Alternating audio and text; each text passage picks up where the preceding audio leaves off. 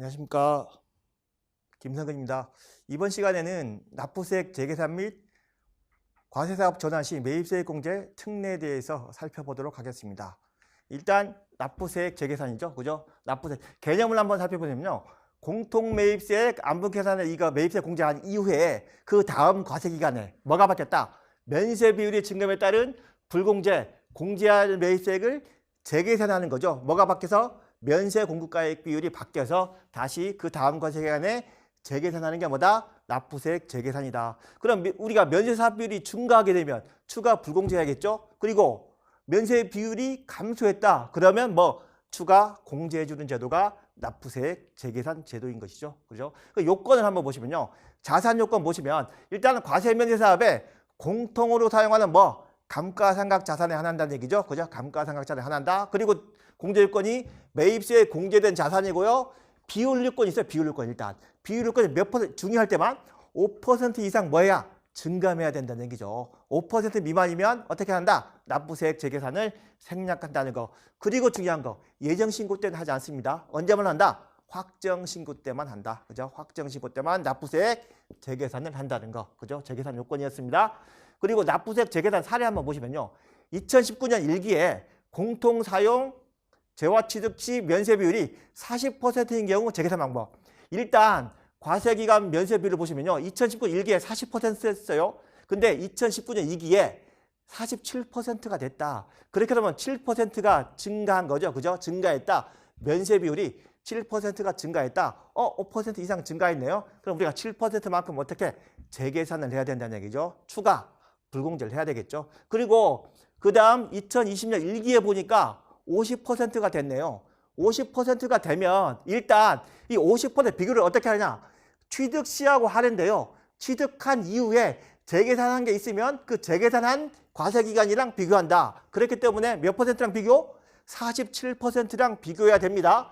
따라서 50%하고 47%에서 보니까 3%만 증가했네요. 얼마 미만이다. 5% 미만이다. 그러다 보니까 이때는 어떻게? 재계산 생략을 한다. 근데 2020년 2기에 가보니까 50%가 몇 퍼센트가 됐다? 54%가 됐다. 그럼 이 54%를 어느 과세기간이랑 비교할 것인가? 직전에 재계산한 기간이랑 비교한다는 얘기죠. 그래서 언제? 2019년 2기하고 비교해가지고 몇 퍼센트? 7%가 증가했기 때문에 2020년 2기에는 어떻게? 재계산을 다시 해야 된다는 얘기죠. 해야 된다. 이게 중요하고요. 그리고 한번 사례를 한번 살펴볼게요. 납부세액 재계산인데요. 귀속이 2019년 1기에 취득해가지고 2019년 2기에 보유하고 있었습니다. 면세 비율이 4%와 8%였어요. 그럼 일단 면세 비율이 4%면 일단 공통매입세액이 500만 원 미만이었어요. 취득 시점에. 그럼 우리가 어떻게 했습니까? 공통매입세액이 500만 원 미만이다. 면세 비율이 5% 미만이다. 미미하죠? 그랬으니까 생략을 했습니다. 우리가 공통매입세액 안분계산 뭘 했다? 생략을 했다는 얘기죠. 생략. 근데 2019년 2기에 가보니까 8%가 됐죠. 그러면 과연 이 보유 시점에서 우리가 재계산을 할 것인가 말 것인가를 판단할 때 4%랑 비교할 거냐? 안분계산 생략했으니까 0%랑 비교할 거냐? 몇 퍼센트 비교한다? 0%랑 비교한다는 얘기죠. 따라서 8% 증가했기 때문에 이 8%에 대해 갖고 뭐 납부세액 재계산을 어떻게 해 주셔야 된다는 얘기죠. 그죠? 해 주셔야 된다.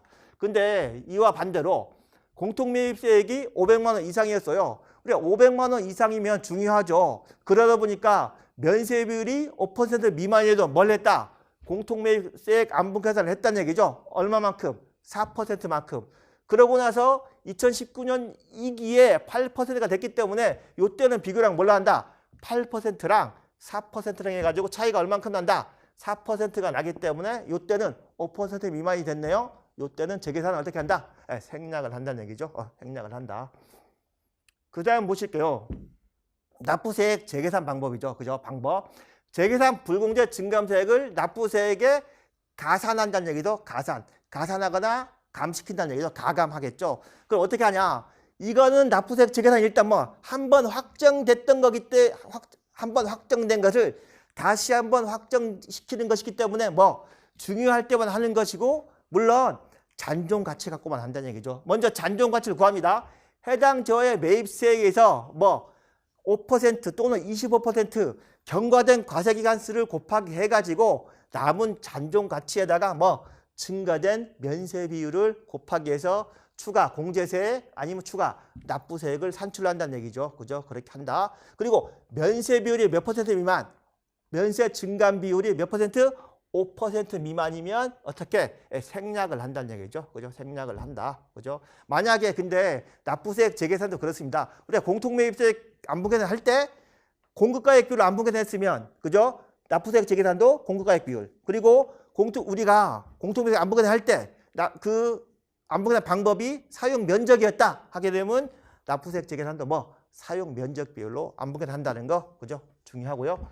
그다음 납부세액 재계산도 생략하는 경우가 있습니다. 생략. 언제 생략하겠습니까? 납부세액 재계산 하려고 하니까 공급돼 버렸으면 생략하겠죠. 그죠? 공급은 우리가 두 가지가 있습니다. 간주 공급이 있고 실제 공급이 있어요. 그럼 우리가 그 납부세액 재계산 하려는 해당 과세기간에 우리가 간주 공급해가지고 이미 과세표준 계산을 했다. 그때는 납부세액 재계산 어떻게 생략을 한다는 얘기죠. 그리고 이미 그 재화가 실제 매각이 됐다. 매각이 돼가지고 과세표준 안분계산까지 다 끝나버렸다. 그때도 뭐 한다? 생략을 한다는 얘기죠. 이 두 경우 간주 공급되었을 때, 실제 공급되었을 때 그 과세기간에 대해 갖고는 납부세액 재계산을 어떻게 한다? 생략을 한다는 얘기입니다. 생략을 한다. 근데 간주 공급은요. 이 해당 과세기간 생략하고 그 다음 과세기간 면세비율이 다시 증감했다. 그때는 다시 합니다. 그죠? 근데 실제 공급은 매각되었기 때문에 영원히 생략이 되겠죠. 이 차이가 있다는 얘기 다시 한번 말씀드리고요. 그 다음 보실 게 뭡니까? 면세사업용 재화의 과세사업 전환 시 매입세액 공제죠. 근데 우리가 한번 비교하면 요거는 간주 공급하고 한번 비교가 되겠죠. 그죠? 우리가 매입세액 공제 받았습니다.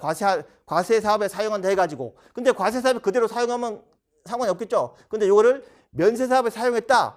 이때는 추징을 합니다. 이게 뭐다? 간주 공급이죠. 그치? 간주 공급. 근데 우리가 매입세액 불공제를 받았어요. 왜? 면세 사업에 사용할 것이어 가지고 매입세액 불공제 받았는데 면세 사업에 그대로 사용하면 그대로 가는 거죠. 근데 면세 사업에 사용하려던 감가상각 자산을 뭐에 사용한다? 과세 사업에 사용한다 하게 되면 추가적으로 뭘 해줘야 될까요? 매입세액 추가적으로 공제를 해줘야 된다는 얘기죠. 이 규정이 바로 뭐다? 면세사업용 재화의 과세사업 전환 시 매입세액 공제 특례 제도가 되겠습니다. 그죠? 산식을 한번 보시면요. 산식을 한번 보시면 이것도 한번 확정됐던 것을 다시 확정시키는 절차이기 때문에 뭐만 갖고 간다? 잔존가치 갖고 간다. 그죠? 취득 시 불공제세액을 경과된 과세기간수 5%, 25% 감안하셔가지고 잔존가치 구해가지고 그 나머지 부분에 대해 갖고만 추가적으로 공제를 한다는 얘기죠. 근데 우리가 일부 사용했다. 잔존가치만큼 다시 계산하시고, 그죠? 그 다음 단기총 과세 공급가액분에 뭐 과세 공급가액 비율만큼 추가적으로 뭘 해주시면 된다? 공제해 주시면 된다는 얘기죠. 그죠? 기타 사항을 한번 살펴보시면요. 이것도 마찬가지입니다. 총 공급가액, 면세 공급가액은 일부 사용한 날에 속하는 과세기간분. 그죠? 총 공급가액 중에 과세 공급가액이 몇 퍼센트 미만? 5% 미만이면 뭘 한다? 생략을 한다는 얘기입니다. 그죠? 생략을 한다. 지금까지요. 납부세액 재계산 그리고 과세사업 전환 시 매입세액 공제 특례에 대해서 살펴보았습니다. 감사합니다.